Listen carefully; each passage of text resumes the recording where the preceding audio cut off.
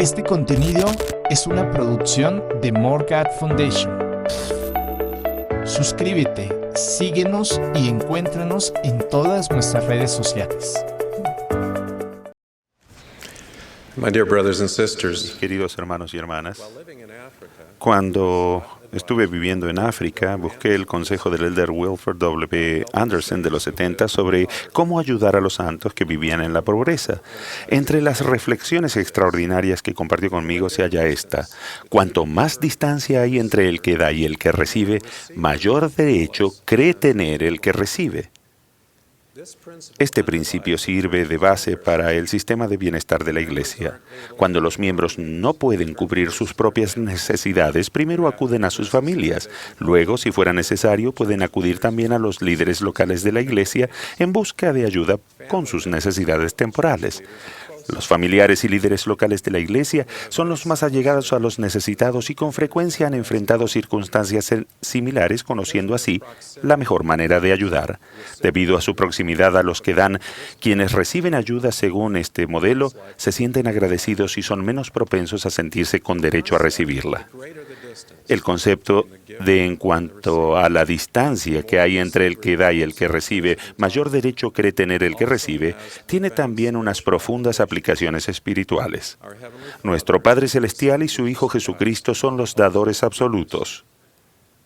Cuanto más nos distanciamos de ellos, más legitimados nos sentimos y empezamos a sentir que merecemos la gracia y que se nos adeudan bendiciones. Tenemos una mayor inclinación a examinar nuestro alrededor, identificar injusticias y sentirnos agraviados e incluso ofendidos por la injusticia que percibimos.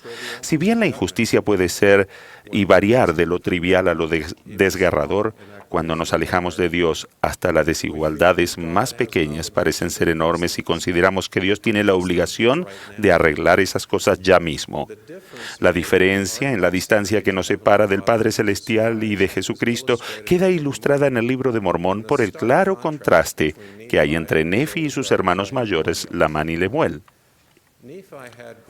Nefi tenía grandes deseos de conocer los misterios de Dios, clamó por tanto al Señor y se enterneció su corazón. Por otro lado, Lamán y Lemuel se habían alejado de Dios y no lo conocían. Nefi aceptó asignaciones exigentes sin quejarse, pero Lamán y Lemuel murmuraban en muchas cosas. En las Escrituras ese murmurar equivale a lo que hace un niño quejoso. Las Escrituras registran que murmuraban porque no conocían la manera de proceder de aquel Dios que los había creado. La cercanía de Nefi al Padre Celestial lo facultó para reconocer y apreciar las tiernas misericordias de Dios. Por el contrario, cuando Lamán y Lemuel vieron que Nefi recibía bendiciones, se irritaron con él porque endurecieron sus corazones contra el Señor. Lamán y Lemuel veían las bendiciones que recibía como algo que les correspondía y asumieron de manera petulante que deberían recibir más. Veían las bendiciones que Nefi recibía como un agravio en contra de ellos. Este es el equivalente en las Escrituras de considerar el derecho frustrado. Nefi ejerció fe en Dios para cumplir con lo que se le pedía hacer y por el contrario Lamán y Lemuel eran duros de corazón y no acudían al Señor como debían. Parecían sentir que el Señor estaba obligado a dar respuesta a preguntas que no habían planteado. El Señor no nos da a conocer tales cosas a nosotros, dijeron, pero ni siquiera se tomaron la molestia de preguntar. Este es el equivalente en las Escrituras del escepticismo cínico. Dado que se habían distanciado del Salvador, Lamán y Lemuel murmuraban, eran contenciosos e incrédulos, consideraban que la vida era injusta y que tenían derecho a la gracia de Dios. Por lo contrario, como Nefi se había acercado a Dios, él debe de haber reconocido que la vida sería mucho más injusta para Jesucristo. Aunque era completamente inocente, el Salvador sería el que más padeciera. Cuanto más cerca estamos de Jesucristo en los pensamientos y en las intenciones del corazón, más apreciamos su padecimiento inocente, más agradecidos estamos por la gracia y el perdón, y más queremos arrepentirnos y llegar a ser como Él. Nuestra definida distancia al Padre Celestial y Jesucristo es importante, pero la dirección en que nos dirigimos es aún más crucial. Dios está más complacido con los pecadores que se arrepienten y que intentan acercarse más a Él que con los santurrones y criticones que, como los fariseos y los escribas de antaño, no se dan cuenta de lo mucho que necesitan arrepentirse. De pequeño, yo cantaba un villancico sueco que enseña una lección sencilla pero poderosa. Acercarnos al Salvador hace que cambiemos. La letra dice algo así: al resplandecer la mañana de Navidad, quiero ir al establo, donde, durante la noche, Dios ya reposa en el heno. Qué bueno fuiste al desear a la tierra bajar. Ya no quiero desperdiciar mi infancia en el pecado. Jesús, te necesitamos, tú, dulce amigo de los niños. Apenarte ya no deseo, de nuevo con mis pecados. Cuando nos transportamos figuradamente al establo de Belén, donde durante la noche Dios reposa en el heno, podemos reconocer mejor al Salvador como un don de un Padre Celestial bondadoso y amoroso. En vez de sentir que tenemos derecho a sus bendiciones y su gracia, desarrollamos un deseo intenso de dejar de causarle más dolor. Cualquiera que sean nuestras dirección y distancia actuales con respecto al Padre Celestial y Jesucristo, podemos optar por volvernos y acercarnos a ambos. Ellos nos ayudarán. Como dijo el Salvador a los nefitas después de su resurrección, y mi Padre me envió para que fuese levantado sobre la cruz, y que después de ser levantado sobre la cruz pudiese atraer a mí mismo a todos los hombres, y por esta razón he sido levantado. Por consiguiente, de acuerdo con el poder del Padre, atraeré a mí mismo a todos los hombres. A fin de acercarnos más a nuestro Salvador, debemos aumentar nuestra fe en Él, hacer y observar convenios, y tener el Espíritu Santo con nosotros. También debemos obrar con fe respondiendo a la dirección espiritual que recibimos. Todos estos elementos confluyen en la Santa Cena. De hecho, la mejor manera que conozco de acercarnos a Dios es preparándonos conscientemente para la Santa Cena y participando dignamente de ella cada semana. Una amiga sudafricana compartió cómo llegó a darse cuenta de esto. Cuando Diane era recién conversa, asistía a una rama en las afueras de Johannesburgo. Un domingo, mientras estaba sentada en la congregación, el diseño de la capilla hizo que el diácono no la viera al repartir la Santa Cena. Diane estaba decepcionada, pero no dijo nada. Otro miembro se percató de la omisión y se lo mencionó al presidente de rama después de la reunión. Al comienzo de la escuela dominical se invitó a Diane a pasar a un salón vacío. Entró un poseedor del sacerdocio que se arrodilló, bendijo un trozo de pan y se lo entregó, y ella lo comió.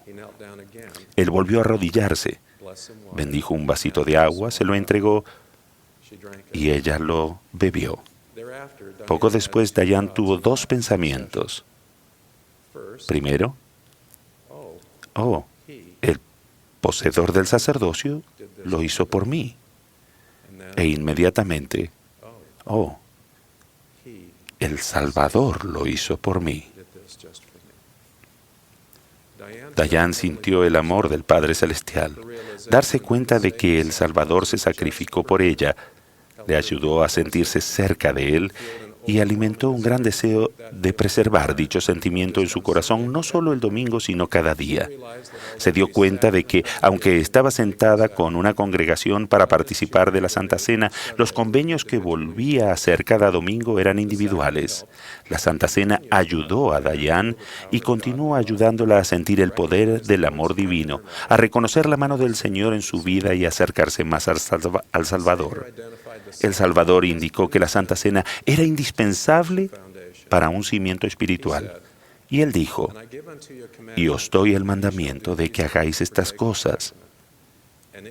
Y si hacéis siempre estas cosas, participar de la Santa Cena, benditos sois, porque estáis edificados sobre mi roca. Pero aquellos que de entre vosotros hagan más o menos, que esto no están edificados sobre mi roca, sino sobre un cimiento arenoso, y cuando caiga la lluvia, y vengan los torrentes, y soplen los vientos, y den contra ellos, caerán. Jesús no dijo, si cae la lluvia, si vienen los vientos, los torrentes, y soplan los vientos, sino cuando eso suceda. Nadie es inmune a las dificultades de la vida. Todos necesitamos la seguridad que emana del participar de la Santa Cena. El día de la resurrección del Salvador, 2 discípulos viajaban a una población llamada Emaús. Sin ser reconocido, el Señor resucitado se unió a ellos y mientras viajaban, les enseñó de las Escrituras. Cuando llegaron a su destino, lo invitaron a cenar con ellos. Y aconteció que, estando sentados con ellos a la mesa, tomó el pan, lo bendijo y lo partió y les dio. Entonces fueron abiertos los ojos de ellos y le reconocieron, mas él se desapareció de su vista. Y se decían el uno al otro, ¿no ardía nuestro corazón dentro de nosotros mientras nos hablaba en el camino y cuando nos abría las Escrituras? Y levantándose en esa misma hora volvieron a Jerusalén y hallaron a los apóstoles reunidos y testificaron a los apóstoles que verdaderamente ha resucitado el Señor. Entonces ellos contaron las cosas que les habían acontecido en el camino y cómo le habían reconocido al partir el pan. Ciertamente la Santa Cena nos ayuda a conocer a nuestro Salvador. También nos recuerda su sufrimiento sin culpa. Si la vida fuera realmente justa, ustedes y yo no resucitaríamos jamás. Nunca podríamos presentarnos limpios ante Dios. En este sentido, agradezco que la vida no sea justa. Al mismo tiempo, puedo declarar enfáticamente que gracias a la expiación de Jesucristo, en última instancia, en el esquema eterno de las cosas, no habrá injusticia. Todo lo que es injusto en la vida se puede remediar. Puede que las circunstancias actuales no cambien, pero por medio de la caridad, la bondad y el amor de Dios, todos recibiremos más de lo que nos merecemos, más de lo que jamás podamos ganar, más de lo que pudiéramos esperar. Se nos promete que enjugará Dios toda lágrima de los ojos de ellos y ya no habrá más muerte, ni habrá más llanto, ni clamor, ni dolor, porque las primeras cosas han dejado de ser.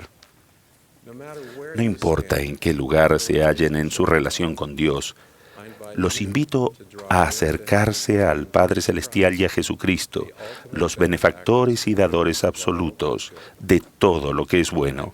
Los invito a asistir cada semana a la reunión sacramental y participar de los santos emblemas del cuerpo y la sangre del Salvador. Los invito a sentir la cercanía de Dios a medida que Él se les dé a conocer al partir el pan, como sucedió con los discípulos de antaño. Al hacerlo, les prometo que se sentirán más cerca de Dios, se disiparán las tendencias naturales a las quejas infantiles, a considerar el derecho frustrado y el escepticismo burlón. Esos pensamientos serán reemplazados por sentimientos de mayor amor y gratitud hacia el Padre Celestial y por el don de su Hijo. Al acercarnos más a Dios, recibiremos el poder habilitador de la expiación de Jesucristo y, como aconteció con los discípulos en el camino de Emaús, descubriremos que el Salvador ha estado cerca todo el tiempo. De ello testifico en el nombre de Jesucristo. Amén.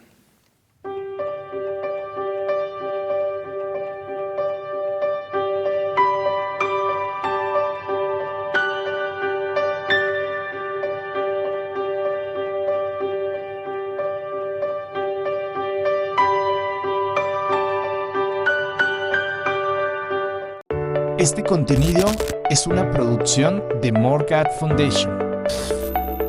Suscríbete, síguenos y encuéntranos en todas nuestras redes sociales.